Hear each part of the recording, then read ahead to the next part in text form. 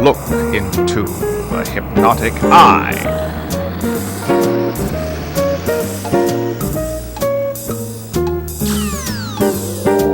Time now to enter Mr. Lobo's domain. Look out! Open your mind to the possibility that they're not bad movies, just misunderstood.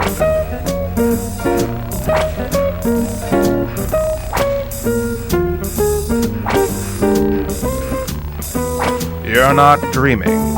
You're watching Cinema Insomnia. Few inventions have impacted the 20th century more than television. Perhaps the telephone, the atomic bomb, possibly Legos.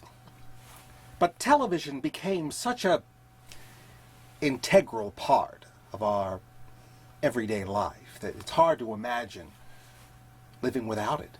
Well, until recently, of course.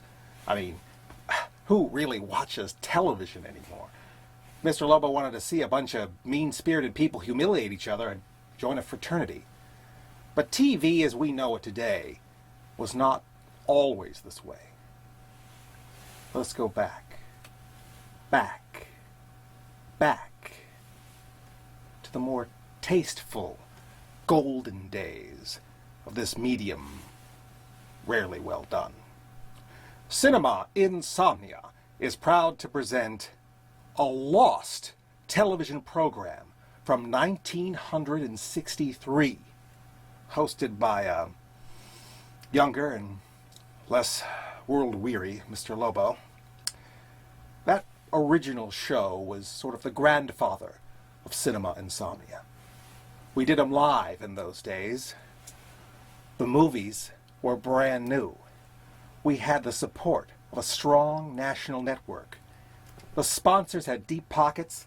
The weak and inferior were kept in their proper places. We had our own parking spots. And the ratings were through the roof. Which is a shame because Mr. Lobo doesn't remember any of this actually happening. Perhaps that was my dad. Regardless, we are going to bring you a rare black and white kinescope that we dug out of our archives. The very, very first episode of Insomniac Theater.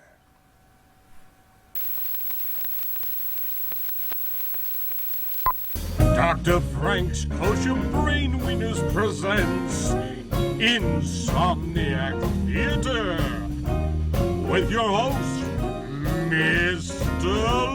Lobo. You're not dreaming. You're watching Insomniac Theater on your local flagship broadcasting station.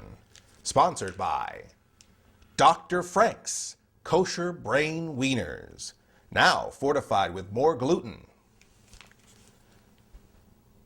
I'm your host, Mr. Lobo. Welcome to the program.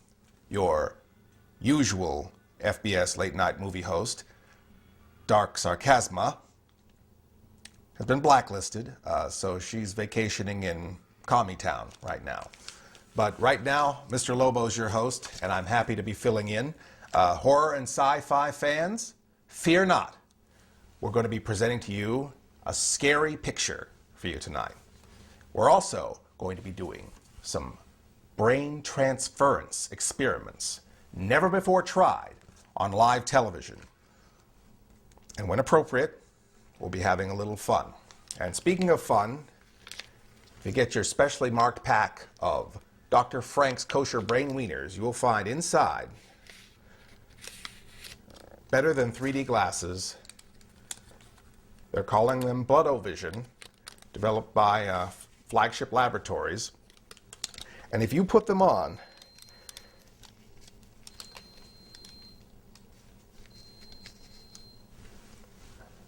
they will add amazing color to any black and white television program. Some color. one color.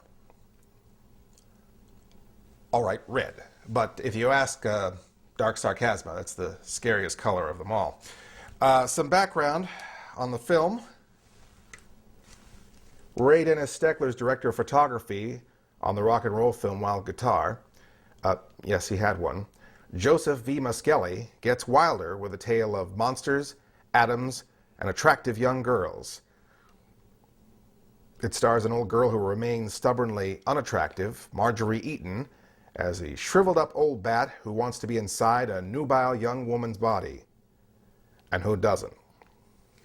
Let's try out these blood-o-vision glasses as Insomniac Theater presents the FBS TV broadcast premiere of The Atomic Brain.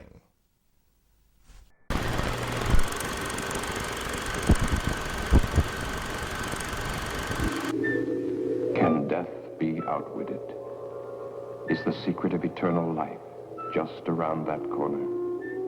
Today, medical science patches up mutilated bodies, transplanting human skin, eyes, limbs, even vital organs.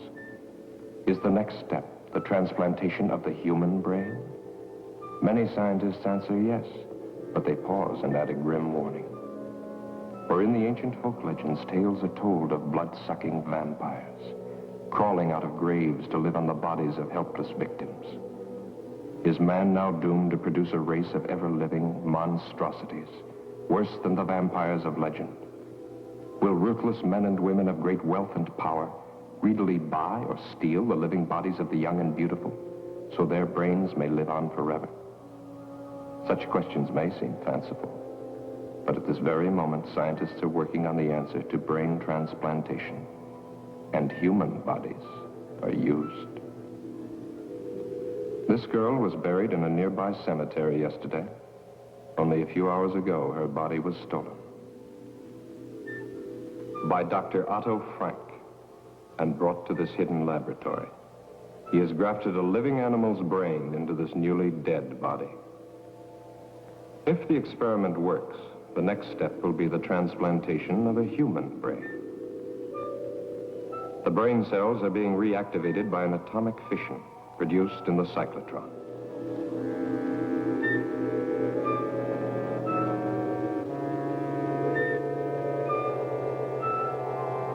Has he found the way to outwit death? Or has he created another?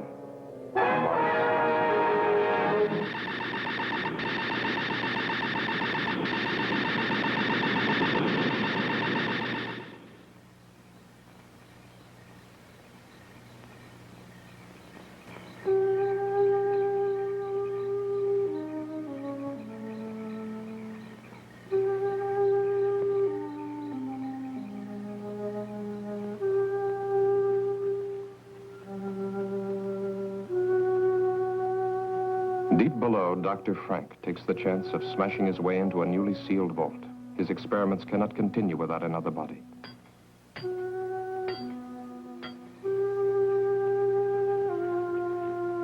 The watchman's mind was not on body snatchers, just his usual nip.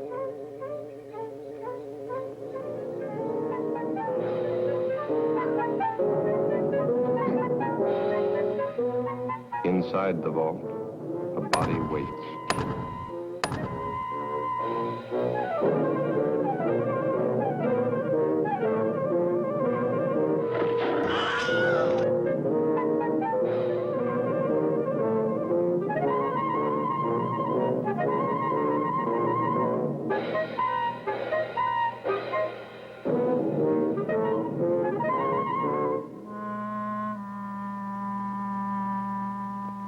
This is one of the doctor's mistakes, a monstrosity, an animal's brain grafted to a human body. Leaving the dead watchman, the monstrosity carried the girl's body out of the vault. It fears and obeys one master, Dr. Frank.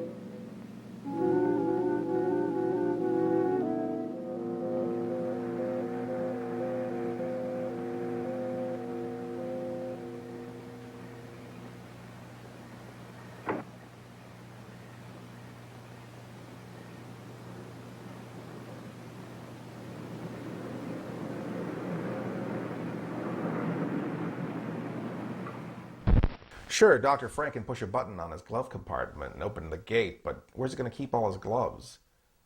Well, hold on. Yeah, we're coming out.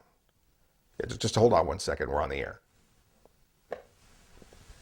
Insomniac Theater will be right back after station identification. You still there? Yeah, I don't know. Harvey, want anything special for your birthday? Just a decent cup of coffee. You're kidding. I'm serious. Honey, your coffee's undrinkable. It's pretty harsh. Well, so's your coffee. You know, the girls down at the office make better coffee on their hot plates. Well, see you later. And he didn't even kiss me goodbye. You know, if I could just make a decent cup of coffee, I could relax. So, relax. Why don't you try Instant Folgers? Tastes good as fresh perked. Good as fresh perked? I'll surprise Harvey for his birthday tonight. Hey, great coffee. It's Instant Folgers. Doesn't it taste good as fresh perked? Better. Better than those girls make at the office?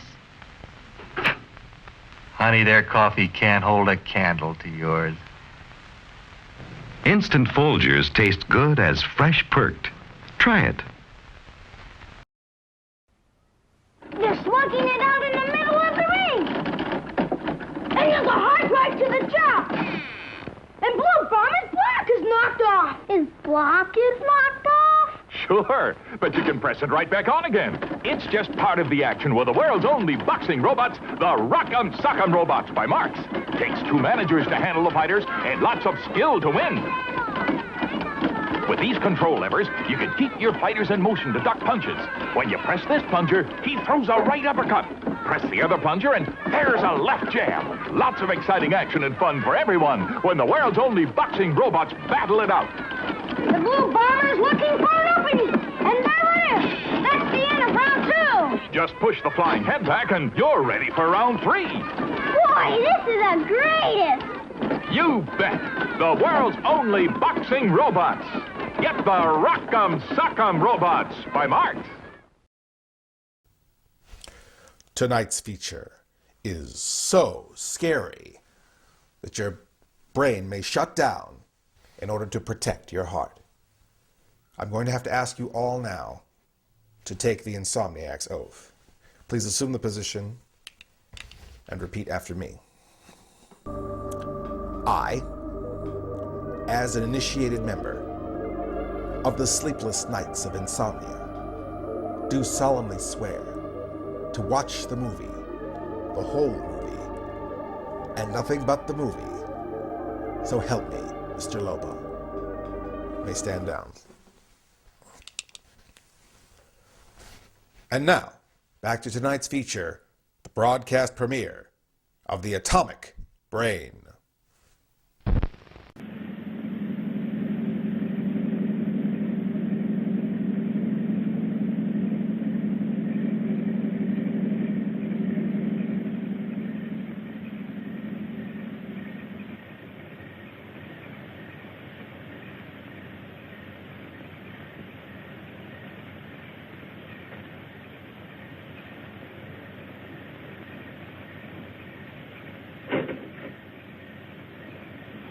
Here beneath the old mansion, the doctor carefully prepared for another transplant. This body had been in the vault for only a few hours. Chances seemed better this time. Still, Dr. Frank was doubtful. Tissue in dead bodies deteriorates rapidly. Where were the live, fresh bodies he'd been promised? He bitterly resents that every step forward depends on the whim of a miserly old woman brooding upstairs in her bedroom. And Hetty March wonders. Has she been a fool, squandering money on this strange experiment? Money hoarded through a long, greedy lifetime, each day more money, each day death getting closer. Ah, but to start life again in a brand new body, beautiful and young, no price can be too high for that. Can she really trust the doctor? Can she really trust anyone? Hasn't everyone tried to cheat her? Wanting her money while they smiled at her ugliness? But they never got a penny. Oh, how she made them sweat. Especially this old fool, companion and gigolo. How many years she's kept him dangling on promises. Well, sometimes it's convenient to have a man. especially when he comes cheaper than servants. That the Austrian girl? Lionel Rhodes, 18, no family, pleasing personality, whatever that might mean.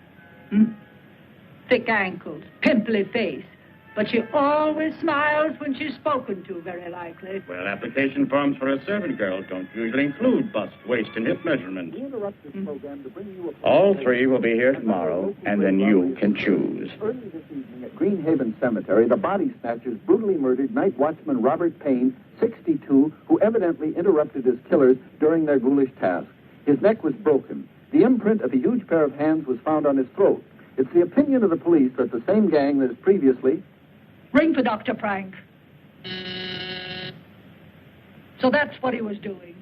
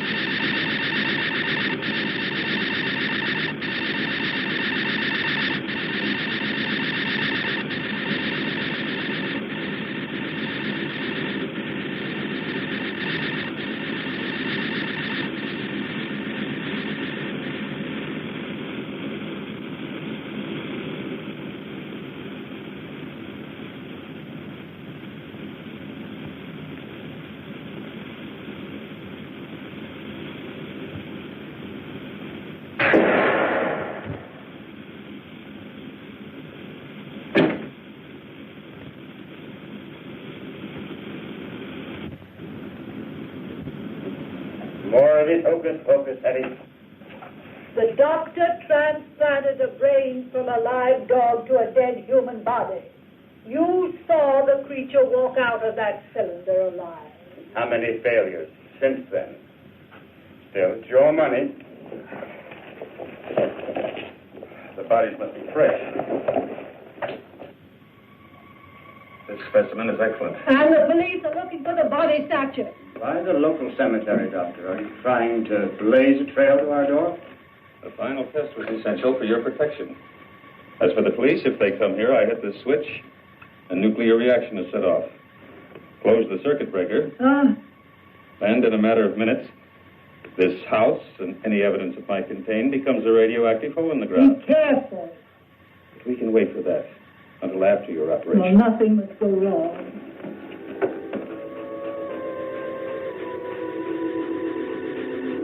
There's no sign of life. Watch.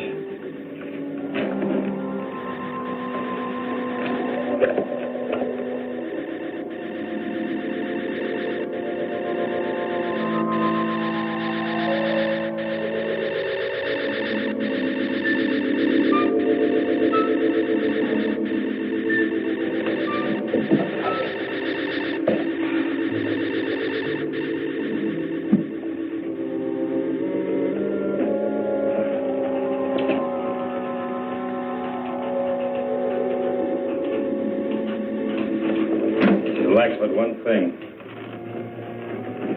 The brain. Hans was still living when he was dragged from that wrecked car. That's why we succeeded with the transplant. She seems alive. She is, to a limited extent.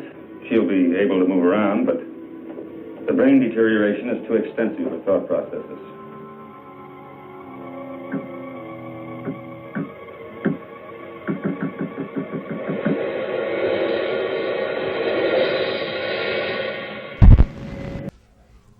We have a new failsafe here in the studio, installed at the station manager's request. If anything, and I mean anything, goes wrong with tonight's broadcast, all Mr. Lobo has to do, after this device is armed, is hit this switch over here, and the entire station and the transmitter tower is vaporized in an atomic explosion. Clever, I know. Here is a bulletin from CBS News. President Kennedy was shot as he drove from Dallas Airport to downtown Dallas. This is Walter Cronkite in our newsroom. There has been an attempt, as perhaps you know now, on the life of President Kennedy. He was wounded in an automobile driving from Dallas Airport into downtown Dallas, along with Governor Connolly of Texas. They've been taken to Parkland Hospital there, where their condition is as yet unknown.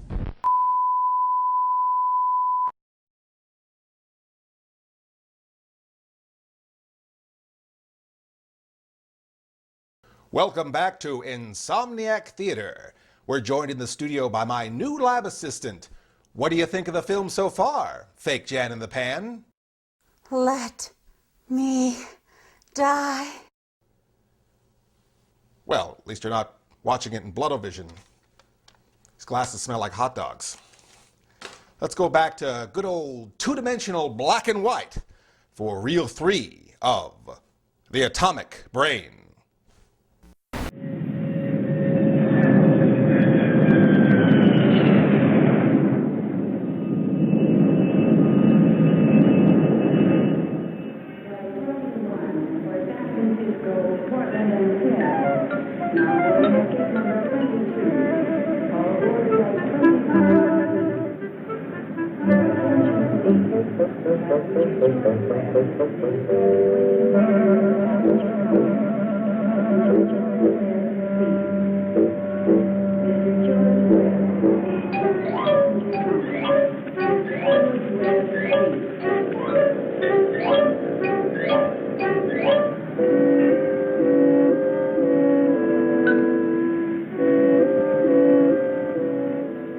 Say, pardon me, but how far is Hollywood from here?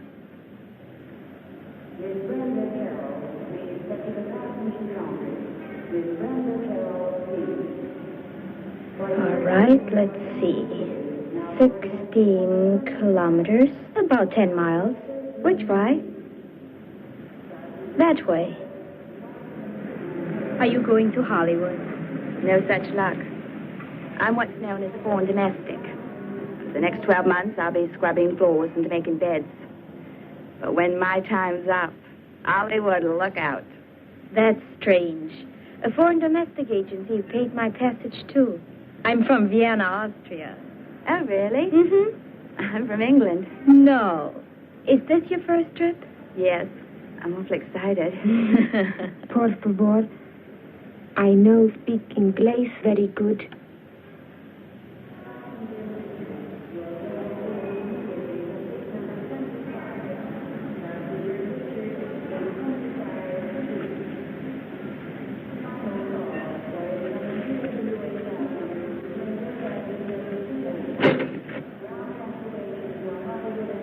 Are you going to work for Mrs. March, too?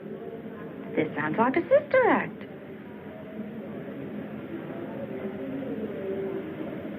You, too? Nina Road? Yes, sir.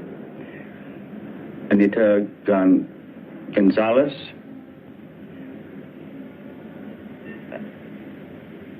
Beatrice Mullins, eh? That's right. Are you Mr. March? No, I work for Mrs. March. Come along. 3 new bodies, fresh, live, young bodies. No families or friends within thousands of miles. No one to ask embarrassing questions when they disappear.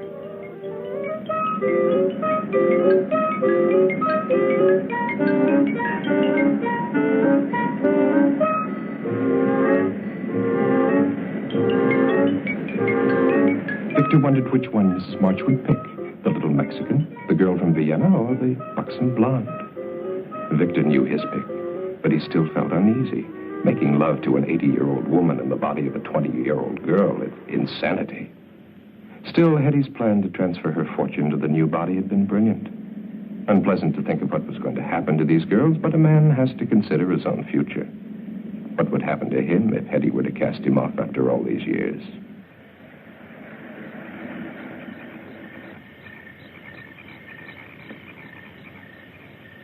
Warm welcome to hang out. Well, there's your new home, girls. Gives me the shivers. Aren't there any neighbors? No. Are there any other servants? No, but I don't think you're going to find it boring.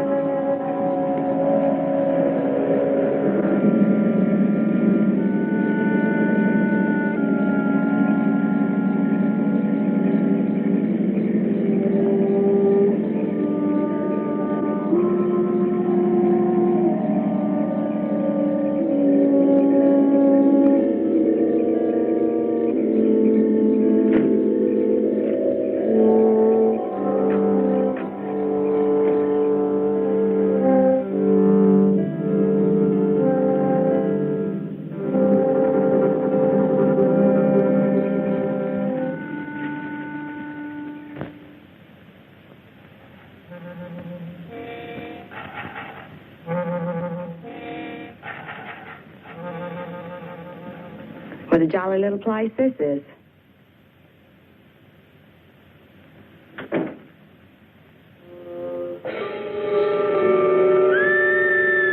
What was that? No one's to leave this house without permission. Now, hurry along. Hurry up. Now, go.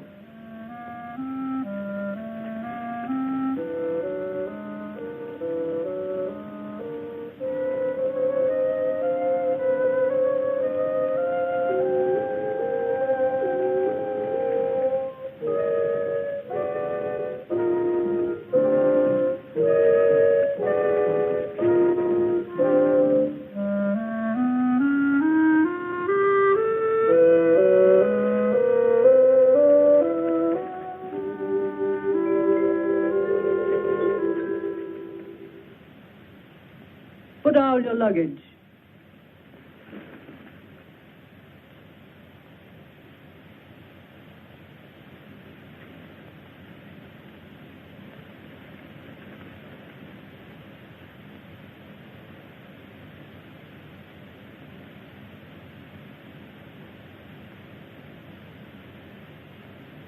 Turn round. Slowly. Get the doctor. Get the doctor.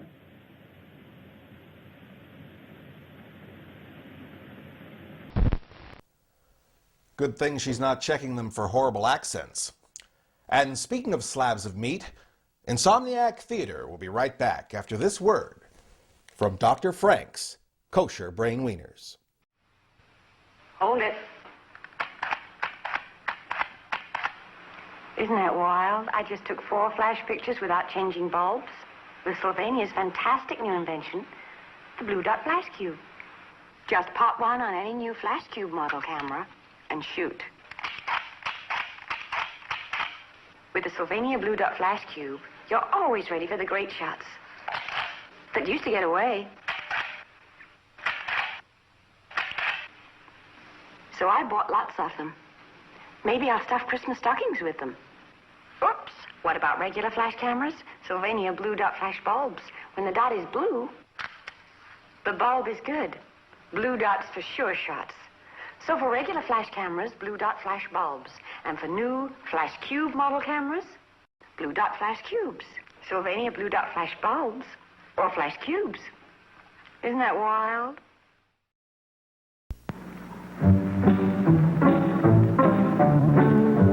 "50 to 60 years ago, people were introduced to peanut butter for the first time.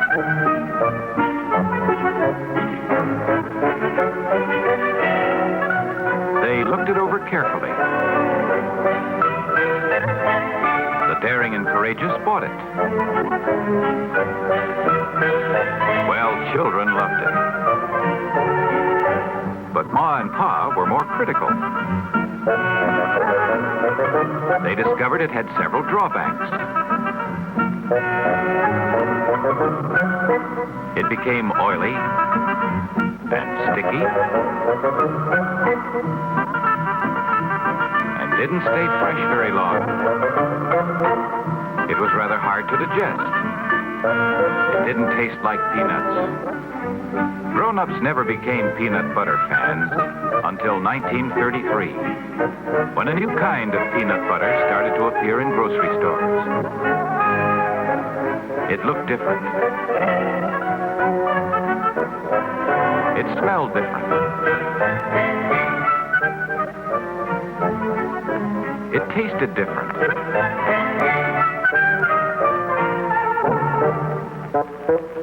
It had practically nothing in common with the old-style product.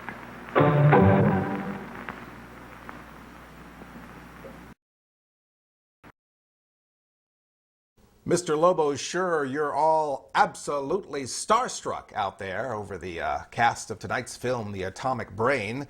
To start off with, Dr. Frank is portrayed by Frank Gerstle, who had many roles in TV and film, including Dr. Kruger in Killers from Space and Les Hellman in The Wasp Woman. Erica Peters, who plays Nina, or I should say Nina, had a role in Mr. Sardonicus as the titular character's first wife, Alenka. The barely British blonde Beatrice there was portrayed by Judy Bamber, who appeared most famously in A Bucket of Blood as the snobbish model Alice. Mrs. March herself is played by Marjorie Eaton, who appeared in a variety of films as a variety of old hags, gypsies, and landladies, most notably on Alfred Hitchcock Presents and One Step Beyond on another network, and the exciting feature film The Three Stooges in Orbit. Surely the stars don't get any bigger than this. But we keep hoping. And now back to The Atomic Brain.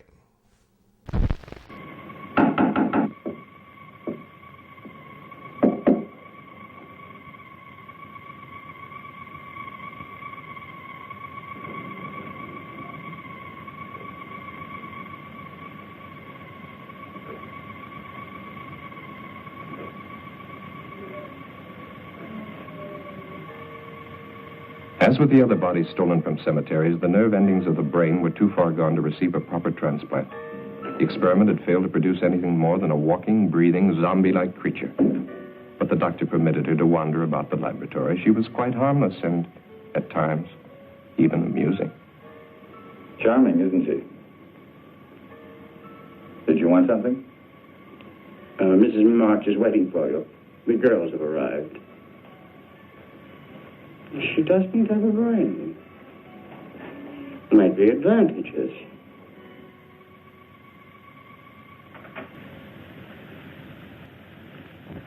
I want them examined immediately. Very well. This way.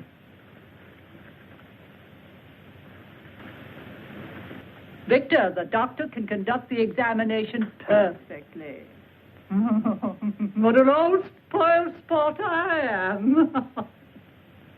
Have you disconnected the phone? Can't I depend on you for anything?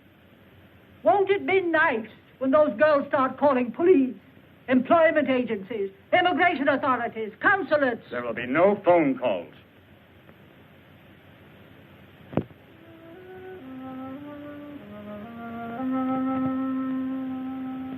Idiot. She's useless. There is one more test I should make. Do anything you want with her. The other two? Perfect medical specimens. All right, Anita. Get dressed now and wait for the others.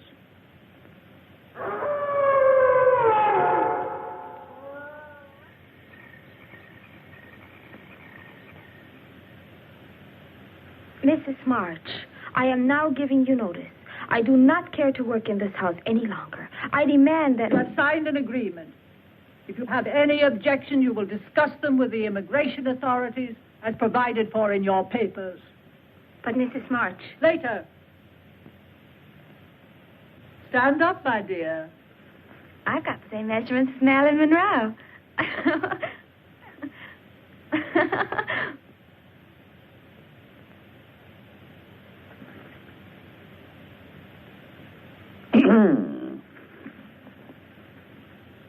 The lucky girl? Yeah? Allow me to be the first to offer congratulations. To both of you.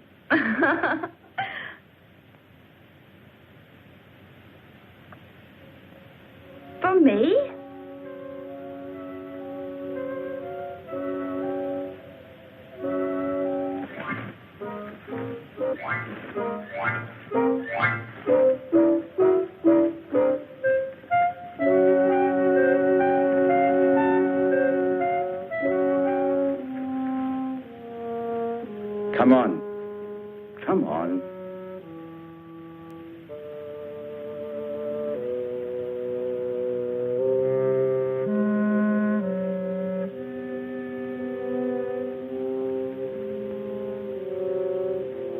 Your room is in the basement, Anita. Nina, your room is upstairs, right across from the top of the stairs.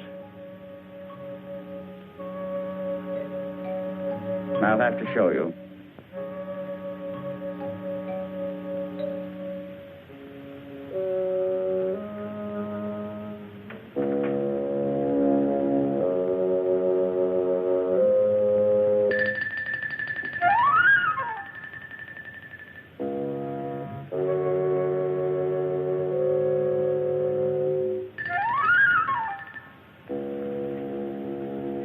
I think it will be lonesome down there. Nonsense. You'll be all right. Go on.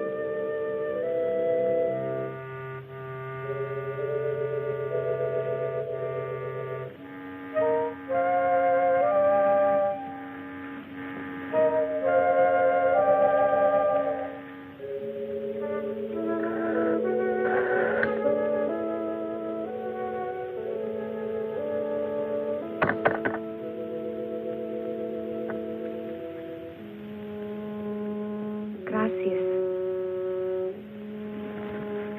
Thank you.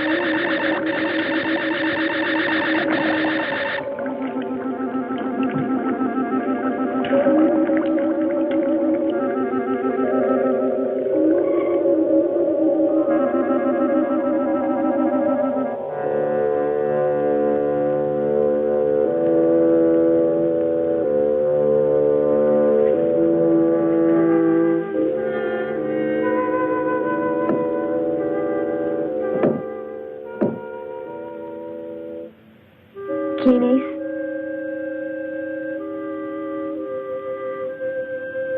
Who is it?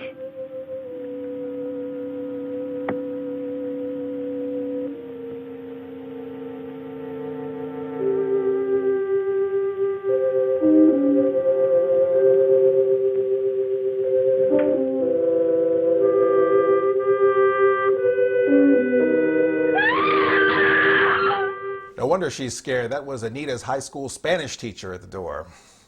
Insomniac Theater will be right back after these words we hope you do understand, or at least pronounce correctly. Here he comes, greatest toy you've ever seen, and his name is Mr. Machine.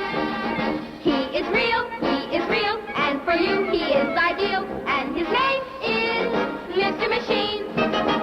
His outside is clear. You can see every gear, the brightest, biggest gears ever seen. Mr. Machine! He talks. No, he squawks as he walks. Along the ground and round and round and round. You can take him apart, every gear and nut. But you can put him together and build him up. Wind him. Go on. You can't break the spring, but listen. Hear him ring? Here he comes, greatest toy you've ever seen, and his name is Mr. Machine. He is real, and for you, he's real, and his name is Mr. Machine, Mr. Machine, Mr. Machine!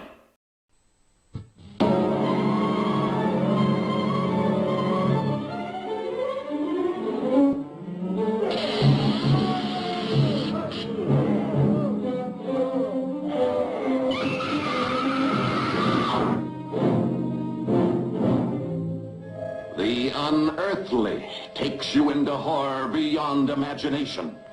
Starring John Carradine, a mad menace to humanity as the scientist possessed by a passion to remake people. Allison Hayes, the beauty slated to be his next victim. Now, my dear, tell me what's bothering you. I don't know, Doctor. I'm just frightened all the time.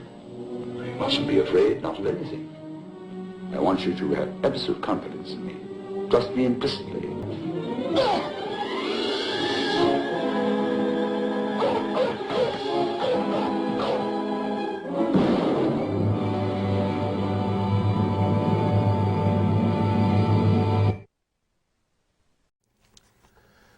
My lovely lab assistant, fake Jan in the Pan, wants to have her brain put into a lovely, unbroken vessel, just like the broken old woman in tonight's film. Let me die. Shh! And for the first time, we're going to be performing a live brain transference procedure with the help of this book that I picked up at Amazon. It's a little bookshop in Brazil. Brain Transference for Doomkoffs. And while Mr. Lobo is boning up here, why don't you bury your nose in reel 5 of the atomic brain? Are you sure she's not in her room? Yes. Victor left a little while ago. Maybe she went with him. She didn't get out of this prison without permission, that's for sure. Yes. But you would have said goodbye. Why should she? We only met her yesterday. I don't blame her for not wanting to sleep in the basement. Oh. It's funny, though. Mrs. March wouldn't even listen when I asked to be dismissed.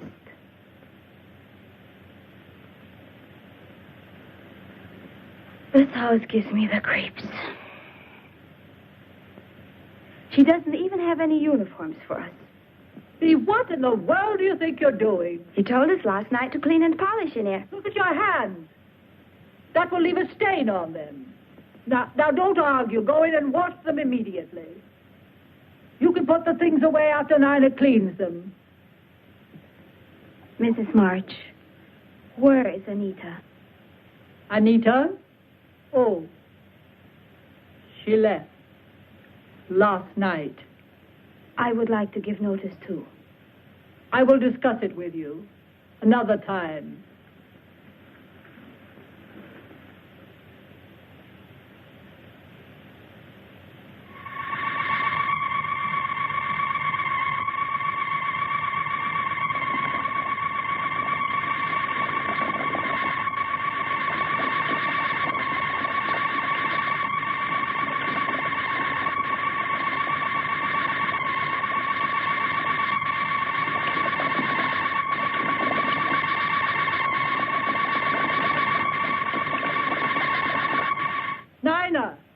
Nina, come here this instant.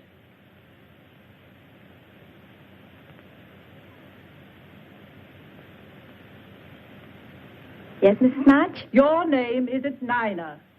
But Mrs. March, she's got polish all over hands, and I'm not doing anything. I don't want you running up and down stairs. Those pretty legs of yours will get ugly muscles. Send Nina to me. Yes, ma'am. I'll be in my room.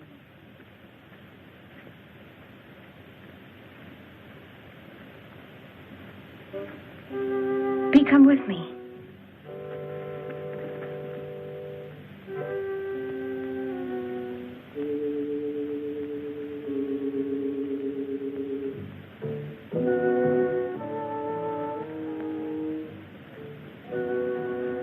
I want to show you something.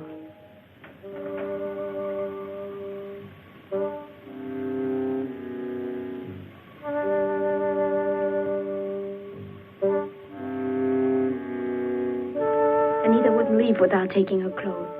I think we'd better get out of here, fast. Bee, I'd hate to go if she's still here. You go now if you go with me.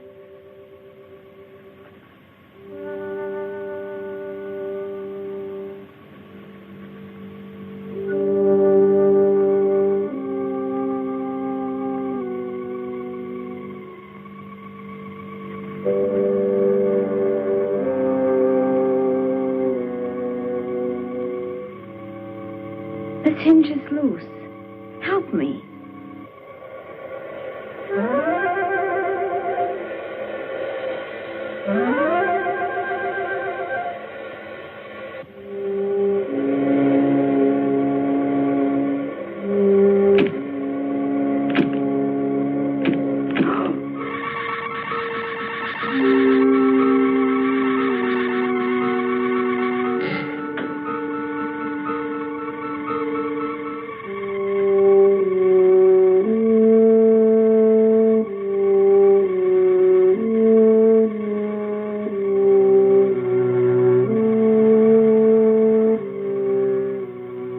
One last experiment before Dr. Frank would be ready. But this was the most critical of all the experiments. For the first time, the grafting operation would be performed on a living human body, and the brain would come from the doctor's favorite cat. Anita was ready.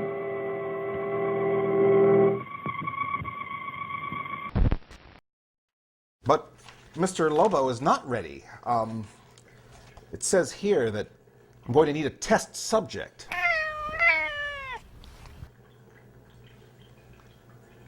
No more entries. I think we have a winner.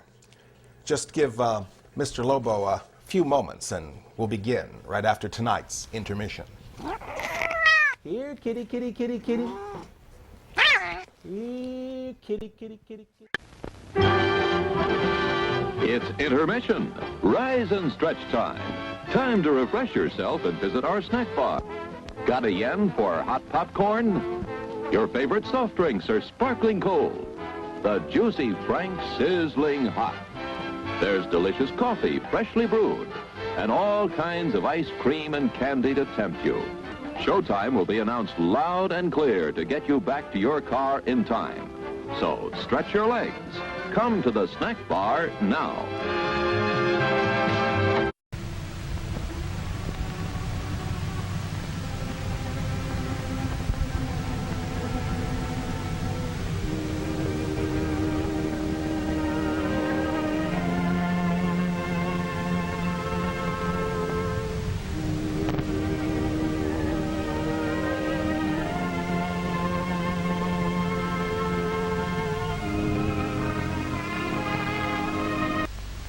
I should like to tell you that I have seen some of the experiments shown in this film actually carried out at the All-Russian Physiological Congress. As you can imagine, technique is everything. Besides such work as you are about to see, Bryukhanenko shares the credit for the methods of human blood transfusion which were first developed in the Soviet Union and are now practiced in this country, which have saved so many lives during the war. Long ago, science established the fact that animal organs and tissues isolated from the whole organism can be maintained in a living state. But in order to achieve this, special artificial conditions must be created.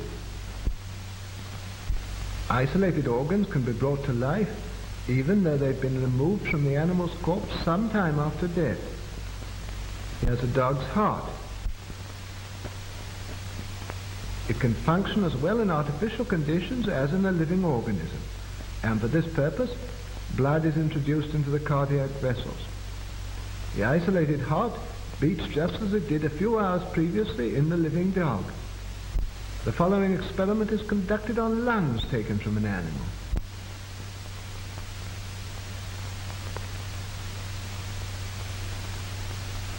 Bellows distend the lungs and fill them with air.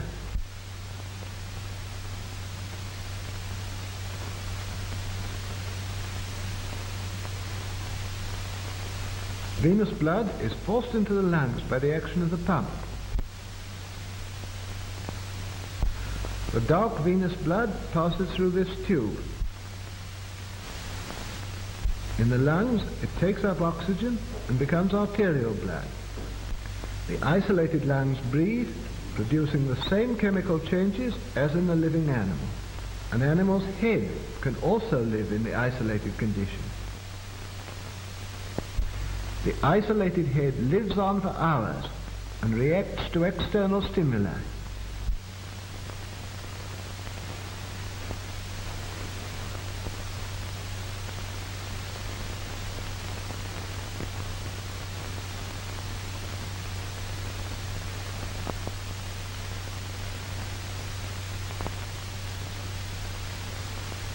The isolated head even reacts to light and to sound.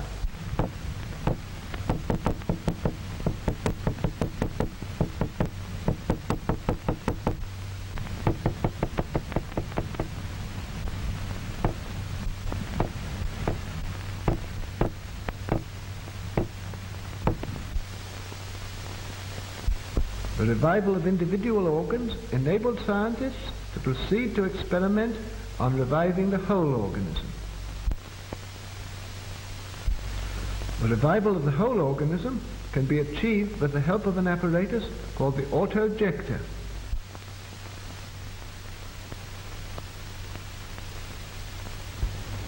We begin the experiment of revival. The experiment is carried out on a dog. A substance which prevents clotting is introduced into the animal's blood. The dog is under an anesthetic. It doesn't feel pain. No interruption of the animal's normal functions has yet occurred.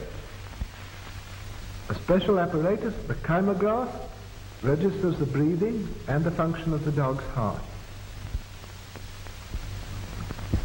The pulse and breathing are normal. The experiment begins. All the blood is drained off through the carotid artery.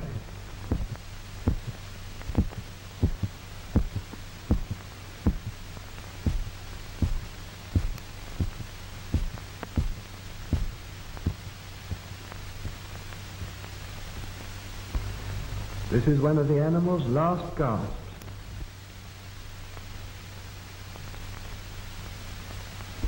This is a final breath.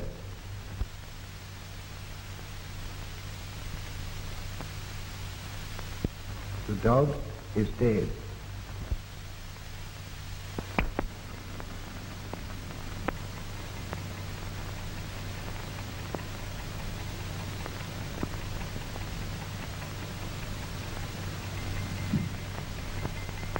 Ten minutes have elapsed since the animal died.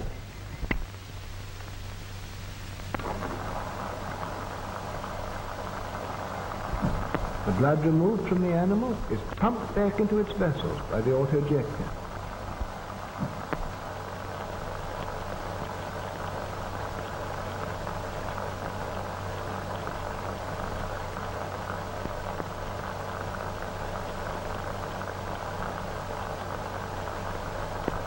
The artificial blood circulation gradually induces the heart to start beating again.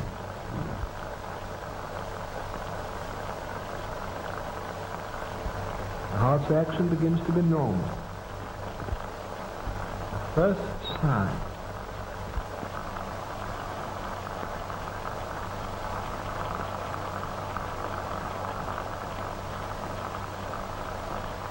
The dog breathes more normally and evenly. The animal's condition approaches normal. We can now disconnect the autojector and leave the organism of the dog to maintain life with its own resources.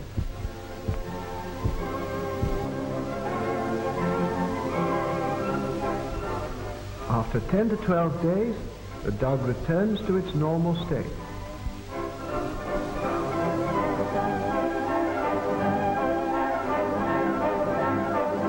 After the experiment, dogs live for years, they grow, they put on weight, and have families.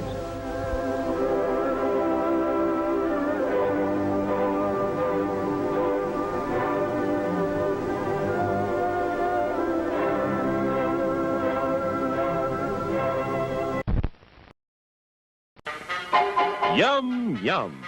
It's time for a tasty and refreshing snack.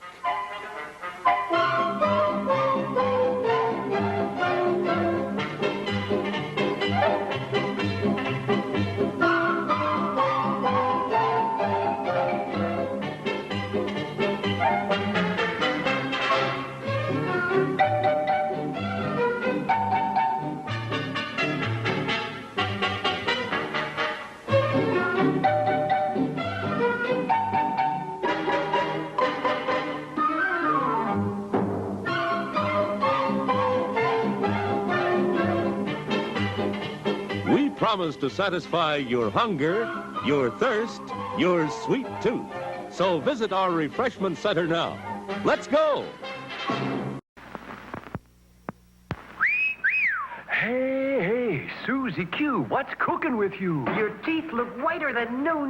My teeth aren't new, but my toothpaste is new Pepsodent. Get with it, kids. New package, new flavor, new formula, too, means brighter smiles for me and you. You'll wonder where the yellow went when you brush your teeth with Pepsodent. The new formula with IMP gets teeth much whiter. You can see it cleans the stains and film away, while Irium fights tooth decay. You'll wonder where the yellow went when you brush your teeth with Pepsodent. The taste is new, so fresh and clean. That new taste really lasts, it's keen. And while it makes your smile a rave, it also makes your breath behave. So start going steady right away with Pepsodent. Get some today. You'll wonder where the yellow went when you brush your teeth with Pepsodent. Pepsodent, Pepsodent. Okay, lunch is over. Now back to work.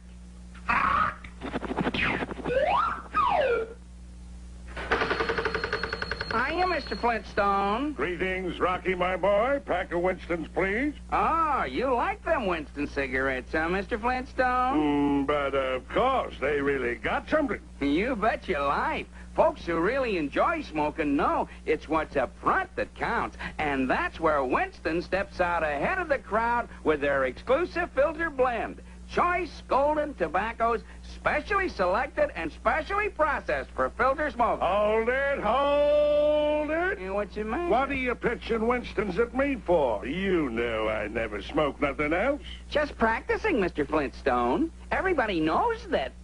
Winston tastes good, like a cigarette should. Yeah. See you soon, Rocky.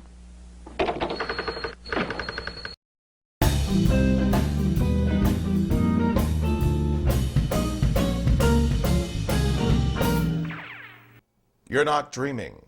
You're watching Insomniac Theater, sponsored by Dr. Frank's Kosher Brain Wieners. And in specially marked packs, you too can have a pair of Blood-O-Vision glasses just like Mr. Lobo. We hope you enjoyed tonight's intermission. I, of course, am your host, Mr. Lobo, and we'll be getting back to our brain transference experiment in a moment. But right now we want to share with you a telegram we got from Mr. Lobo's #1 fan, little Johnny Stanley in Napa. And it goes like this. Dr. Lobo, stop. Read in the TV guide you're showing dismal sci-fi The Atomic Brain. Stop. Wish Hollywood would stop making these brain transference movies. Stop. When I am horror host, I will put these films to a stop. Stop. Why not show better films like Sunset Boulevard? Stop. Johnny Stanley. Well, Johnny, I'm sure things will be a lot different when you're the horror host. But here on planet Earth, we don't show Academy Award-winning films out of prime time. It would make Mr. Lobo happy as a clam to show you Sunset Boulevard right now. But even though it would make Mr. Lobo happy, it's not what we have tonight. Instead, we have a film for you that our sponsors could afford. With just as much voiceover, one less Kennedy mistress, and some superb acting from the cat. It's now time for the broadcast premiere of The Atomic Brain.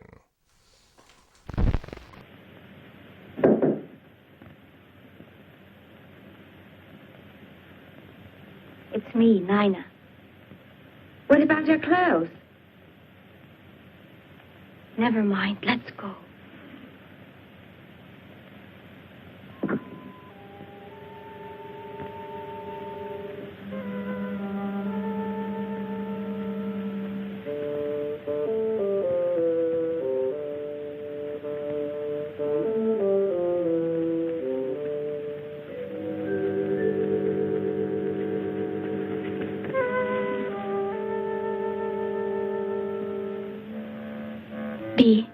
She almost saw us. Let's wait a while to make sure we won't run into her.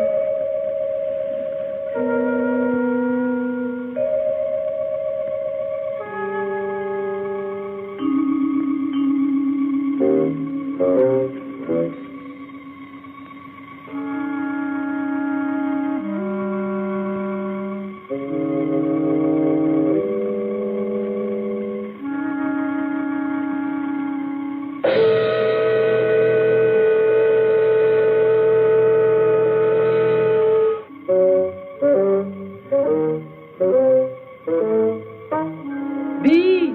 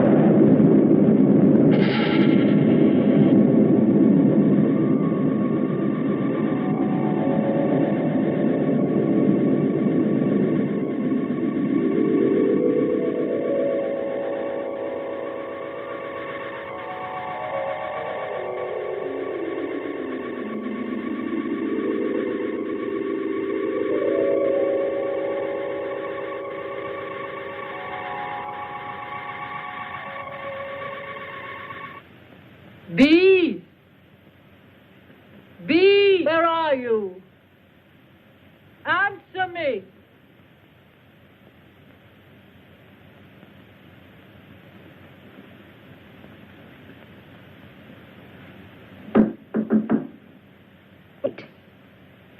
I'm here, Mrs. March.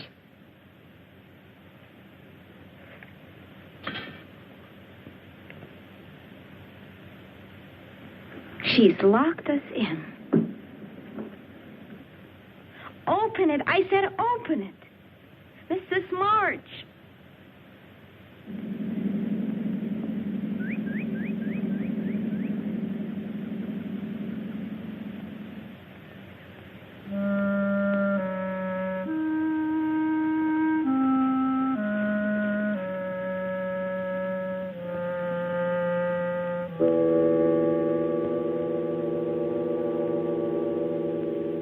Victor!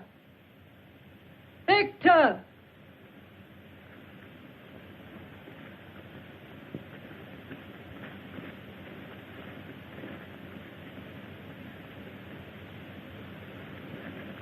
Well, it took long enough. The lawyer will see you in the morning. I told him you were going to change your will.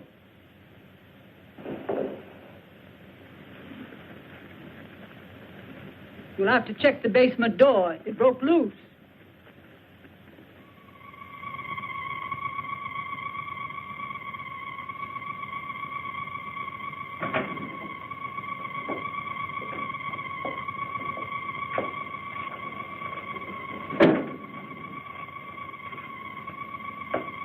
You failed.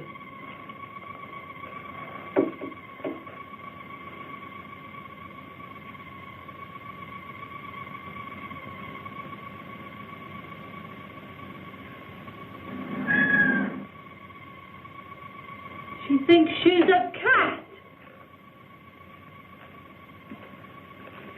Nice, kitty.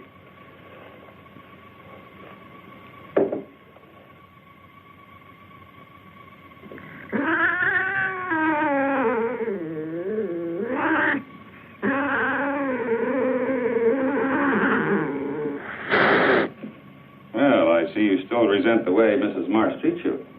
I can't say that I blame you. Kitty's always been very fond of me, haven't you? Does she have all the instincts of a cat? Watch.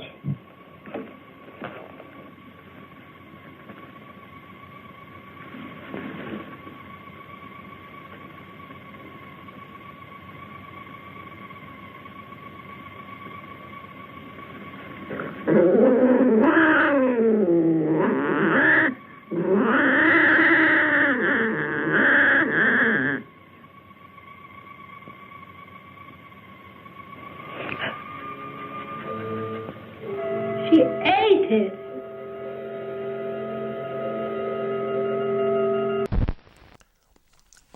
That was a bit disgusting bit part there for Anita, but I understand that there is a new Batman television series in development right now, and Anita is up for the part of Catwoman. Let's hope she gets it. Insomniac Theater. We'll be right back. Pee-wee Reese has a way with Dodger rookies or Sandlot youngsters. Pee-wee, you do a lot of work with boys. Not work, Al. I like baseball and kids. I enjoy helping teenagers start right. Well, that's around shaving age. And you give them pointers on personal appearance, too? Yes. A boy has more self-respect when he's clean shaved. I tell him to use a Gillette razor, Al. You said it. The Gillette Super Speed Razor. And today there are 3. Light for sensitive skin and most younger men. Regular for average skin and beard. Heavy for men who like the heft and feel of a heavier razor. Each is different, precisely engineered. One has the right blade edge exposure, edge angle, and weight to shave you in a breeze. Comfortable, good-looking shaves you may never have had before. And convenient, you change blades and rinse clean, so. Choose your Gillette Super Speed Razor. $1.29 with Gillette Blue Blade dispenser and handy travel case. Use Ajax! Colgate's new Ajax cleans all bathroom surfaces up to 50% faster. Use Ajax, the foaming cleanser. Gets things clean just like a whiz. You'll stop paying the elbow tax when you start cleaning with Ajax. So use Ajax, the foaming cleanser. Flush the dirt right down the drain. Ajax leaves no gritty cleanser scum in tub or sink. So use Ajax, the foaming cleanser. Flush the dirt right down the drain. Ajax, the new scouring cleanser, foams as it cleans. Ajax cuts grease faster than any other leading cleanser. Ajax polishes with half the effort. And it smells good, too. So use Ajax!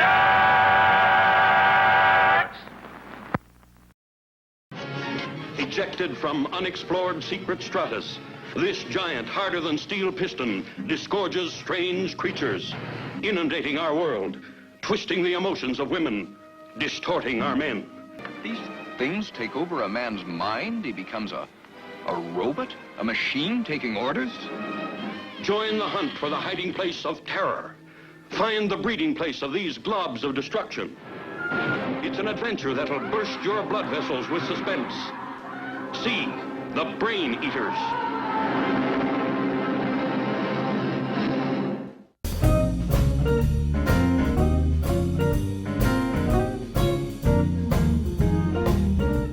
Oh, greetings.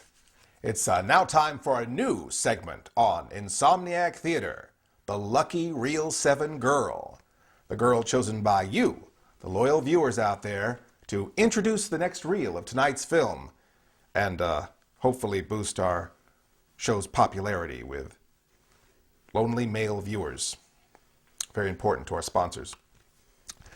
Tell us a little bit about yourself, Lucky Reel 7 Girl. It says here you're going to school.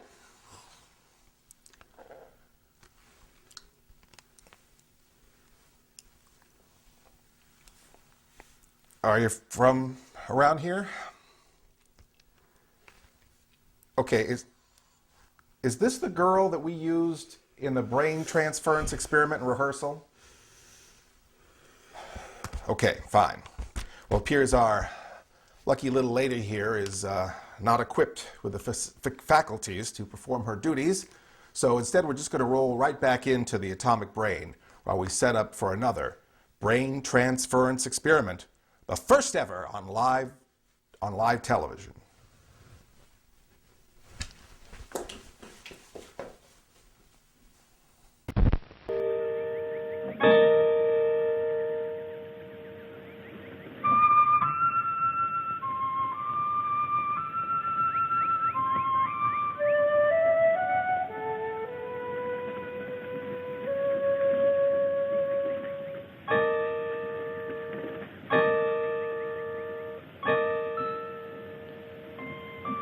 B. Is that Anita? Where? Oh, I don't think so.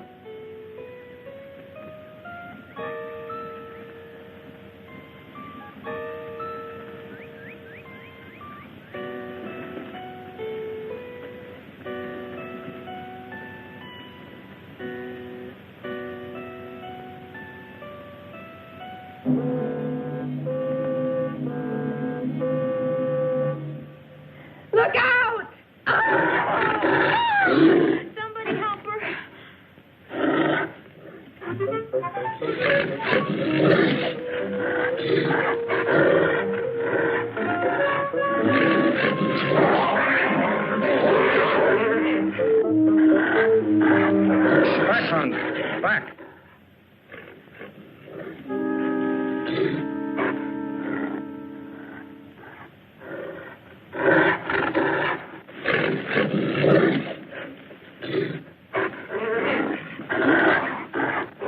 Hans. Hans.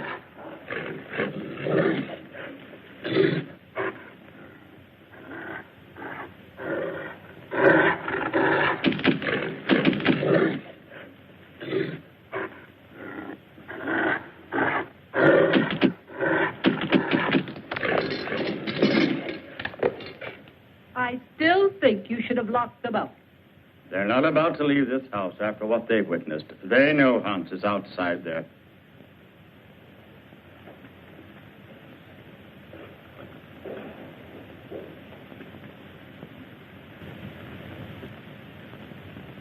Even if we could get past that creature outside, there's still the electric fence.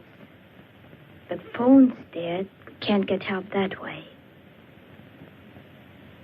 If we could get the car... That's it. Victor. Victor. He likes me, I guess. If you could get the keys from him... Hey. I was having a little nightcap.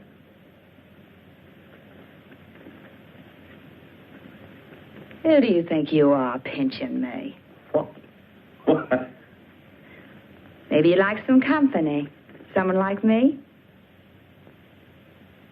That's more like it.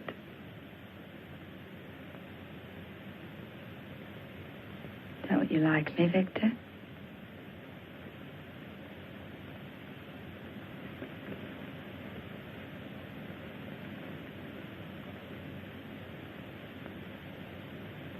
Wait.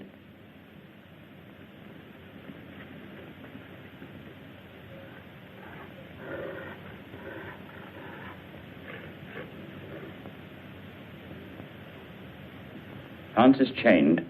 Let's go outside. Outside? I think I'd like that.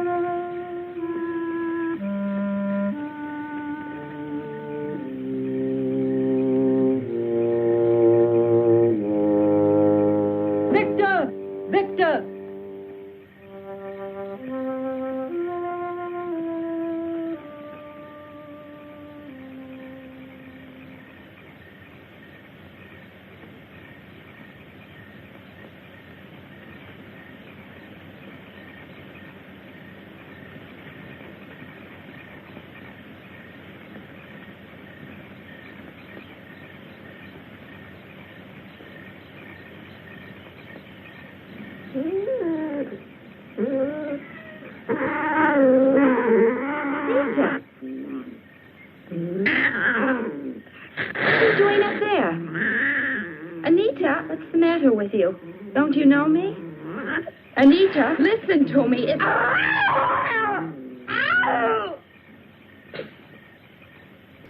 This is a historic broadcast, fake Jan in the pan. We're going to take your little female brain and put it into the body of the test subject. No, not the girl. Bartholomew Aloysius Archimedes von Puss. We call her Barfy Puss for short. Let me die. You're no fun anymore. Insomniac Theater. We'll be right back.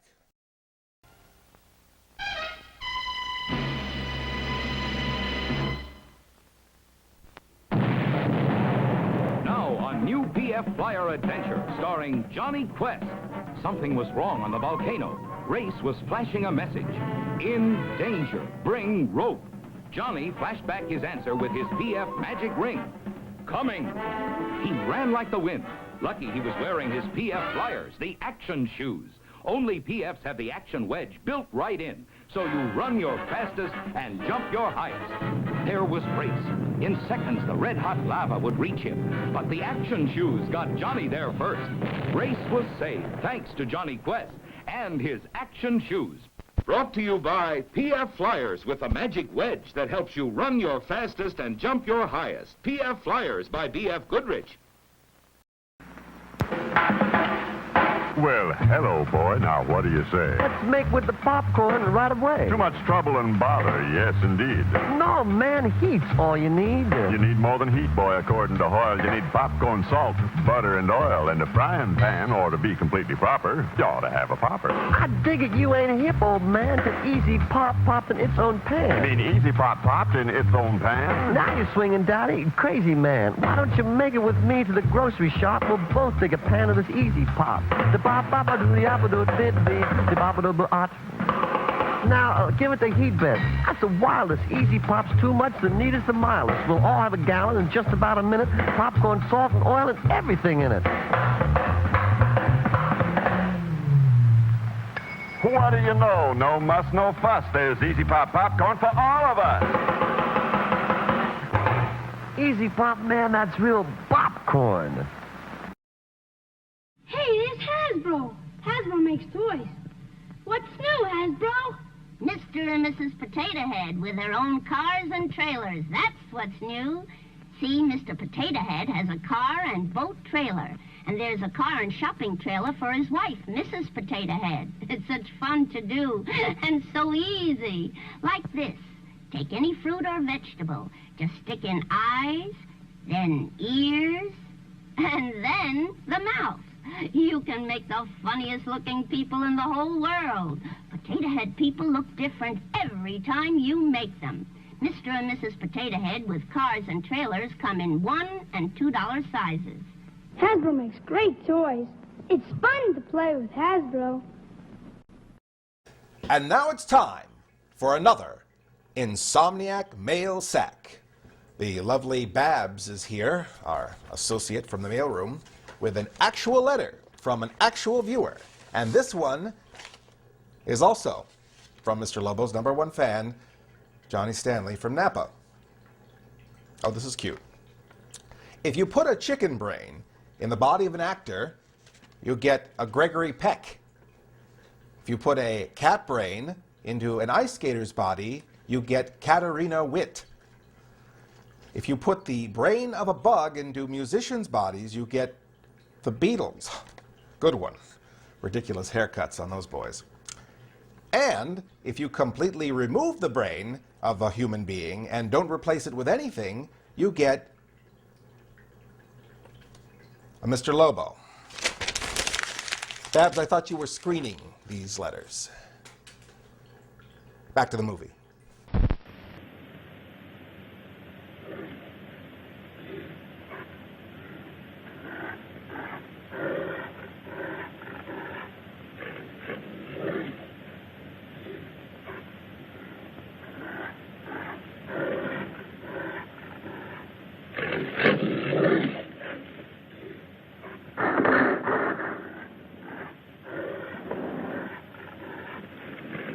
Anita.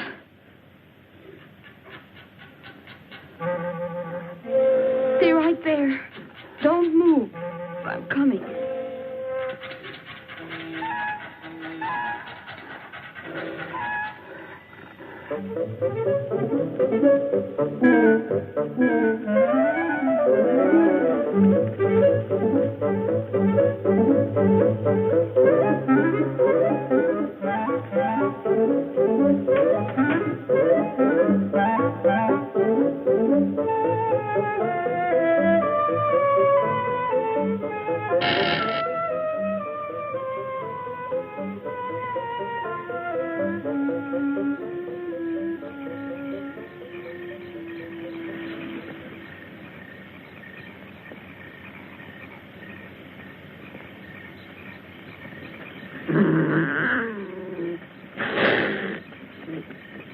Anita.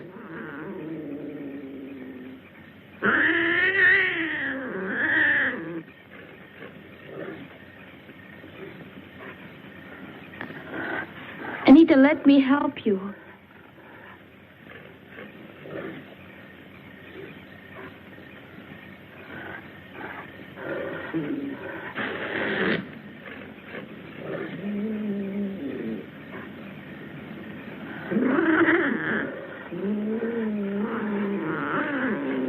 Anita, wait.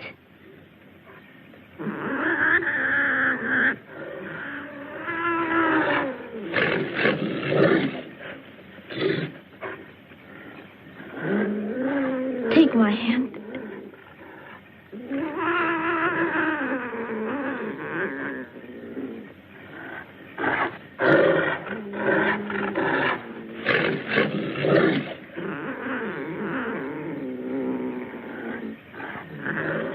Anita! Anita!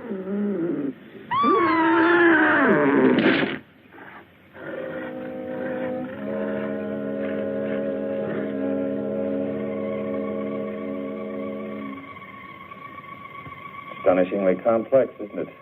The human eye. That's the thing. Pete? She's unconscious, but she'll live. No. She will live. Oh, Anita won't. She's dead.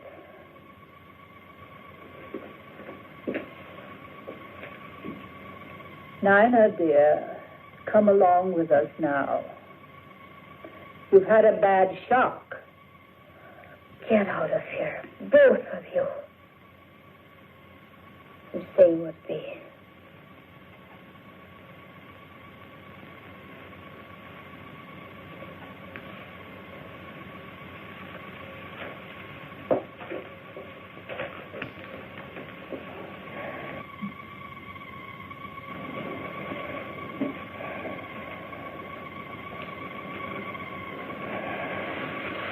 Why don't you do something for her?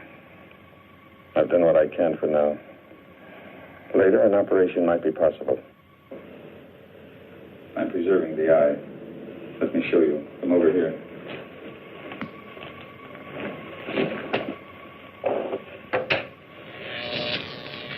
The cellular structure is being kept alive by these electrical vibrations. I use the same principle in keeping that hand alive. She is a very lucky girl. You think that ironical? Let me explain. I'm the only man alive today capable of restoring your friend's sight. Dr. Alexis Carrel, who pioneered the transplanting of vital human organs, kept a portion of an animal's heart alive for many years. For this, he received the Nobel Prize. And I, who have so far surpassed his efforts. Surely you don't want to compare yourself with Dr. Carrel. He was humane. I, too, fight to preserve life and to find the means to improve the lives of future generations. Your viewpoint is that narrow, ignorant one, held by the medical society today, which forces me to work in a place like this, to give in to the whims of a foolish old woman, because she can supply me with the funds I need to continue my work.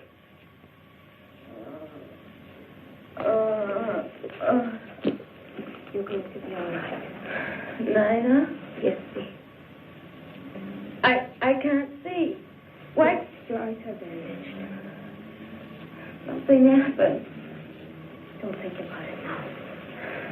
Listen to me, Bee. Are you listening? This is important. Yes. We must be ready if a chance comes. I remember now. It was Anita. She... Oh, my eye! My eye!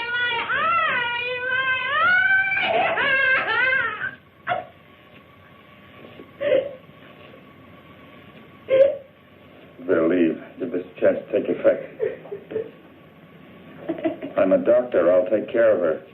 I'm sure you will take excellent care of her until your plans call for something else. Or am I to be the next one, Doctor?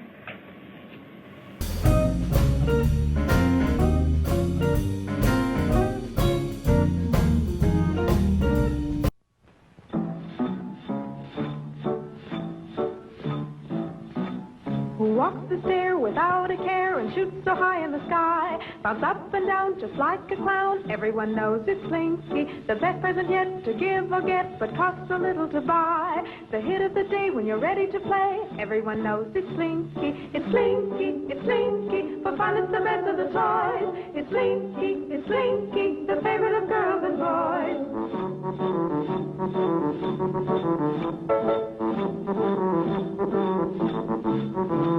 It's Slinky, for fun it's the best of the toys. It's Slinky, the favorite of girls and boys. Everyone wants a Slinky, you ought to get a Slinky.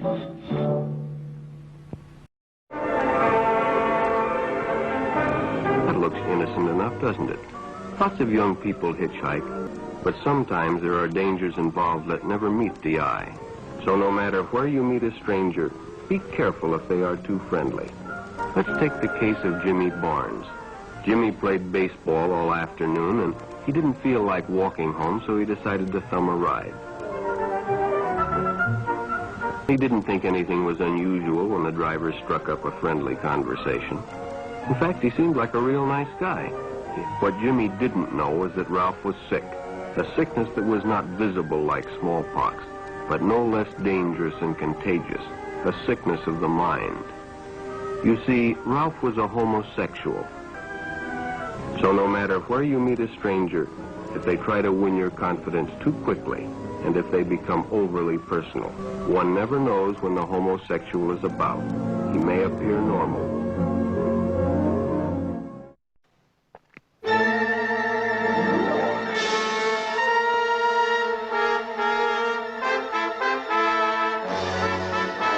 Fission science creates an electronic monster so terrifying, only screams can describe it.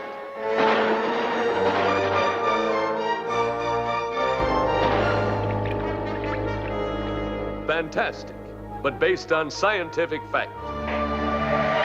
Slow down, Dave. Dave, did they... No.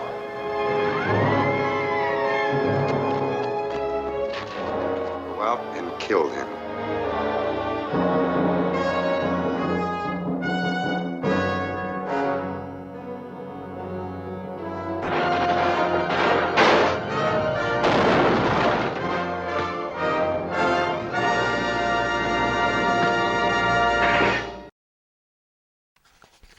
Look, Fake Jan, you already have your head in a ridiculous getup. Why won't you consent to this brain experiment? The entire country is waiting for you. Why haven't you signed the waivers? Let me die. Oh, that's song and dance again. Well, look, after the next reel of tonight's film, Mr. Lobo will prove to you that this procedure is completely harmless.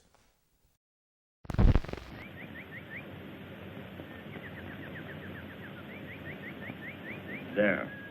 You got all the clothes? Yes. And made my hair appointment? I took care of everything on your list while you were talking with the lawyer. Hair appointment Monday, 10 a.m., Charles of the Ritz, under Nina's name. I'll want Nina to model these later, after I've rested. You tell her.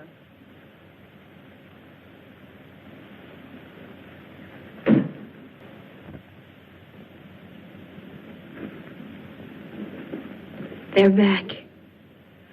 I'll have to leave you now.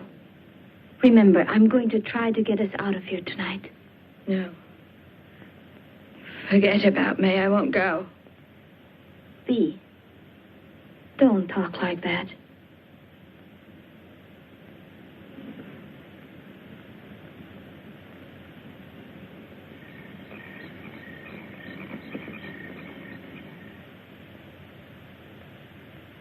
Mrs. March had not realized her new body had such a satisfactory shape.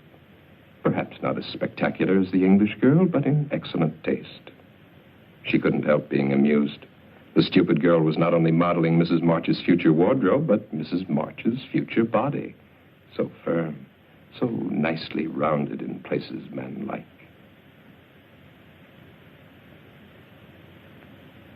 You might have knocked when you came in, Victor. I'm sorry. Don't stop your style show on my account. Does my aged Lochinvar disturb you? Hetty, that's unkind. Shut up. You see, it's hard for a vain, stupid man to realize that he holds no attraction for a lovely young girl. You're not needed now, Victor. Close the door quietly when you go out. I'm not going to be needed at all. That's what you're saying, isn't it? After tomorrow, when... Victor! That's enough. Get out. That's the way it's going to be when what?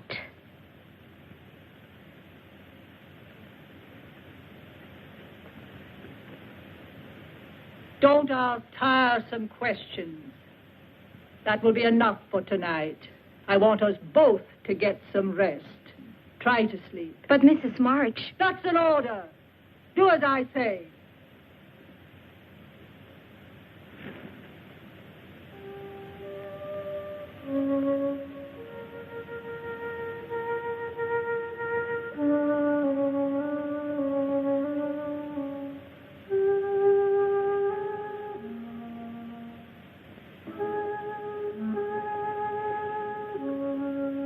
You're not looking for me, are you? Why would a pretty young girl want to be around an old man? What did you try to tell Mrs. March? So that's what you plan to do. Get rid of old Victor once you get all that money. The only thing is, of course, it won't really be you. Victor, please tell me. Try to make sense. I am telling you. Tomorrow you'll be one of the richest women in the world. Here's a press release. It's in the mails now. To all the major news syndicates. Orphan girl, sole heir to March millions. Nina Rhodes has a lucky star. I don't understand. The next press release will be March Mansion destroyed by fire. Cinderella girl, Nina Rhodes, sole survivor. Only it won't be you. It's a pity, too. You're nice the way you are. Please don't let it happen. You could help me and Bea get away. When you're a rich woman, you wouldn't forget an old friend. A friend who'd saved your life, would you?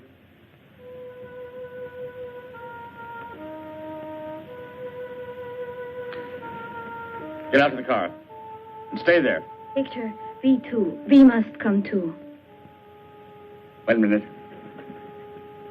Just to make sure.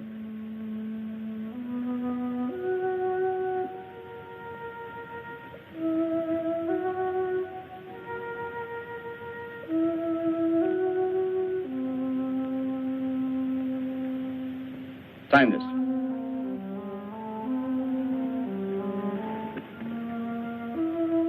Ready.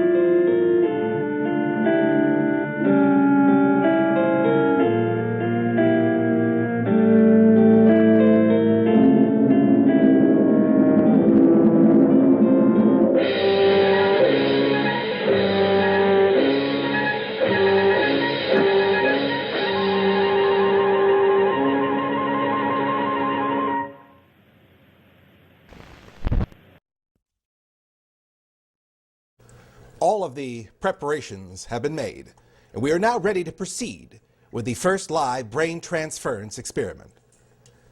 You see, Jan? You had your bandages in a bunch for nothing. This is completely safe. All I simply do is activate this switch.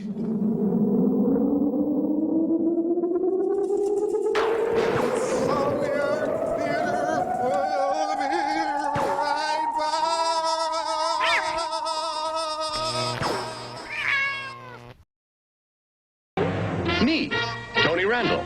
And a few boats you should have a Coke on when you can get away. First, the powerboat. I never get tired of the taste of Coke. Ah, the sailboat. So refreshing with a Coke. Live on a houseboat and you can choose your neighborhood and your neighbors. Delicious.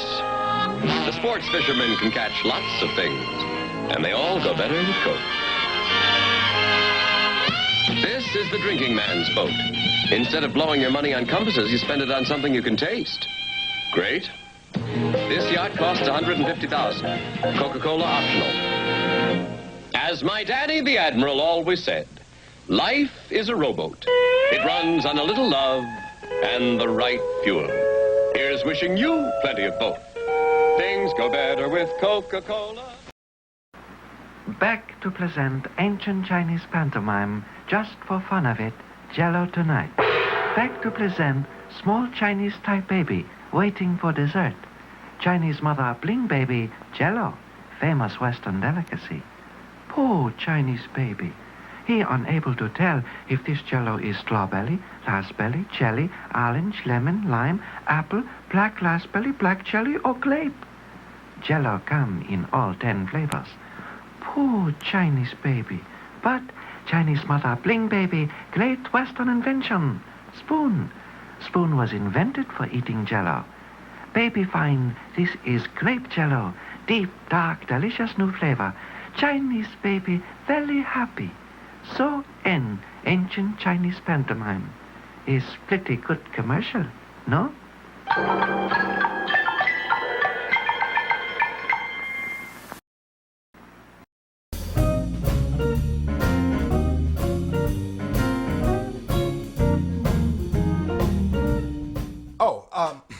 We're back.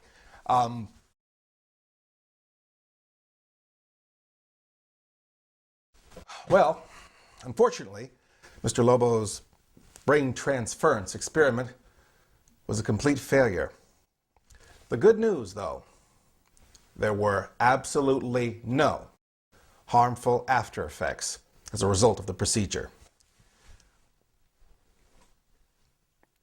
Why don't we go back into the movie now? Mr. Lobo has some urgent business he needs to attend to. Ah, yes, that unattended laundry basket is just what the doctor ordered. Bee, you've got to come with me. No, I won't go. Why should I want to go on living like this? I'll get Victor to help me, and we will carry you.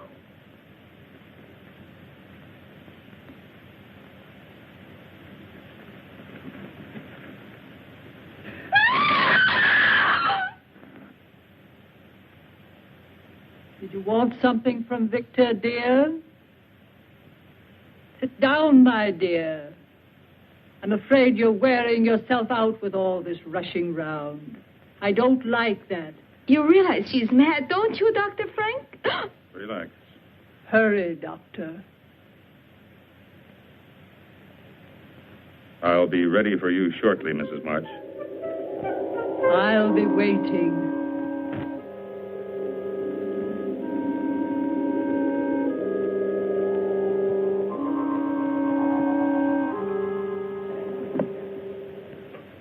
It's finally about to happen. You don't know what it's been like for me, living with this ugly body of mine. Knowing that any attention I received was not for me, but my money. Well, nobody got any of it.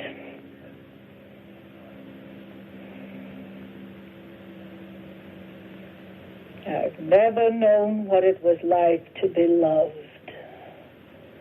for myself alone. Why did you kill Victor, Mrs. March? Victor? Victor was a fool. I'm a practical woman, Dr. Frank. A business woman. I've never been a very practical person. I suppose that makes me a fool, too, in your eyes. Of course not. Relax, Mrs. March. Just relax. Relax.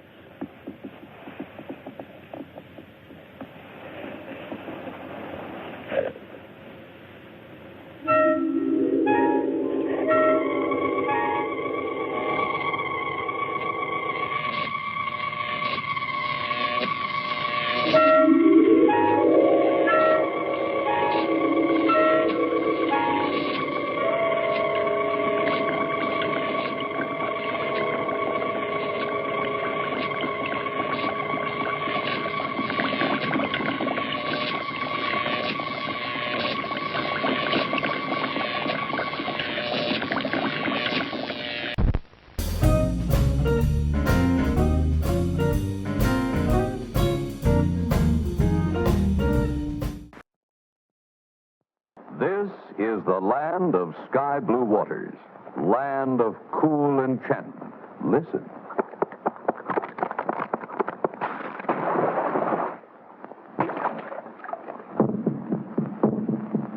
From the land of sky blue waters, from the land of pines, lofty balsams, comes a beer refreshing, hams a beer refreshing. Hams. Yes, from the land of sky blue waters to you comes Hams, the beer refreshing as the crisp, cool land it's brewed in. The beer that captures for you the wonderful refreshment of this enchanted Northland. Hams. Hams. Crisp, clean cut to the taste. Refreshing. Hints of lakes and sunset breezes, dance and sparkle in each glassful. Hams are very refreshing, hams are very refreshing, hams. Refreshingly yours from the land of sky blue water.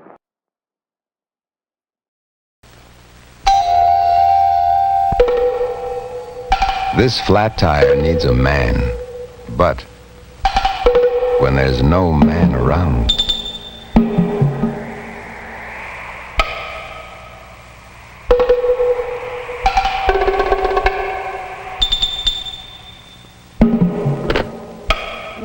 when there's no man around, Goodyear should be. Why? Watch this. New Goodyear Double Eagle carries its own spare inside. Lifeguard safety spare. A tire in a tire. Keeps on going. Next time, give her a second chance.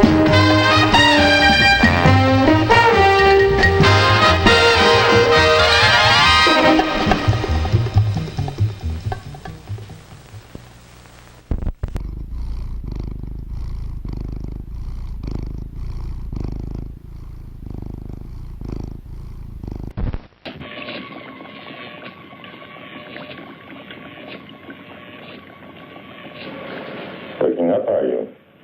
Good. I want to talk to you.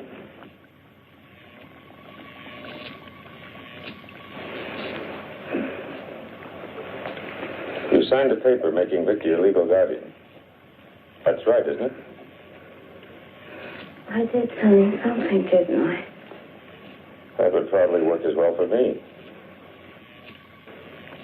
We could stay here. None of this would have to be destroyed. Breathing better, aren't you? Why don't you try it on your own? I wonder now if Mrs. March didn't intend blowing me up, along with all the rest of this.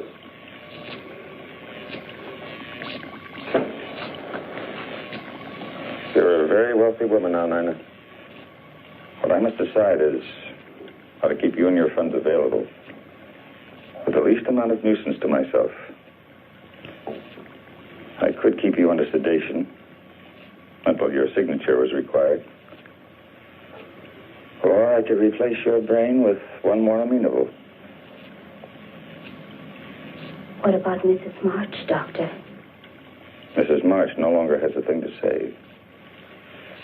Do you, my dear? Completely recovered, I'd say. How do you feel?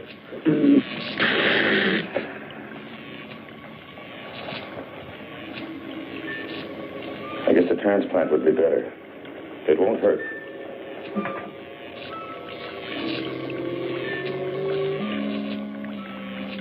Dr. Frank had enjoyed this transplantation. Mrs. March's brain winding up in the body of a cat. Poetic justice to think of autocratic Mrs. March scavenging in back alley garbage cans for her dinner.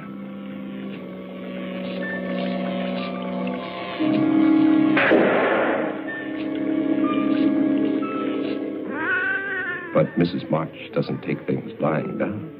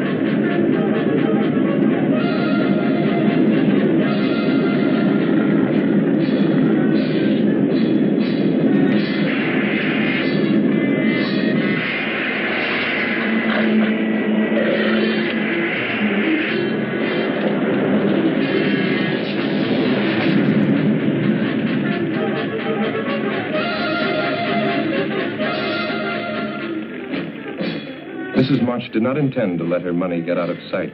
She would follow that girl.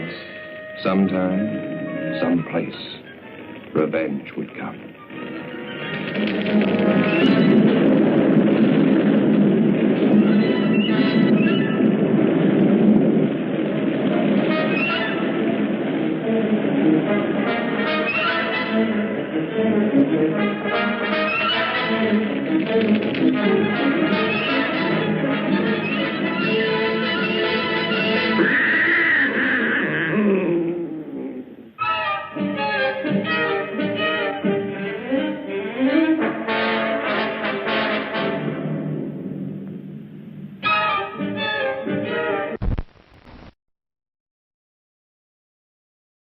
Oh, stay tuned for the national anthem. Thank you for watching Insomniac Theater. Ooh, shiny.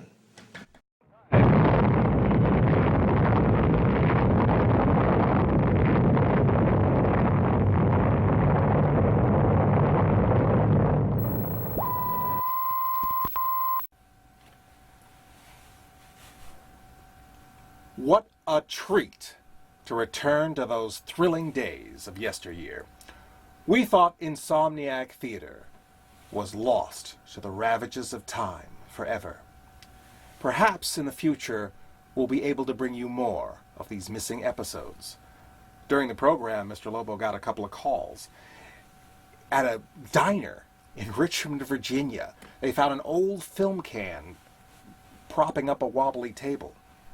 And in Melbourne, Australia, a complete episode got in a wallaby's pouch somehow. Who knows how these things happen? They're out there, and we'll find them.